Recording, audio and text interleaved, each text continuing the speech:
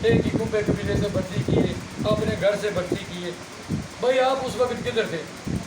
22,000 vote आपने लिया। 22,000 vote की एक बहुत बड़ी ताकत थी, तो एक लफ्ज़ भी आपने नहीं कहा।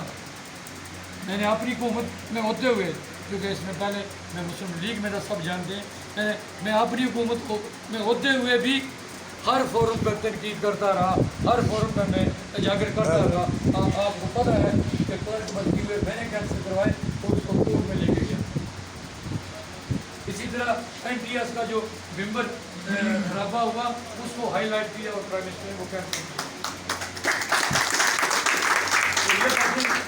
ये बातें किसी ने करनी, ये बातें उन लोगों ने करनी थी जो डिप्टी अपोजिशन लीडर थे। उन्होंने अपना जो है रोल वो अदा नहीं किया। सच्ची बात है, बिल्कुल रोल अदा नहीं किया। इससे तो बेहतर चौधरी वहीद अकरम कर गया, बेशक 1000 वोट का मालिक था।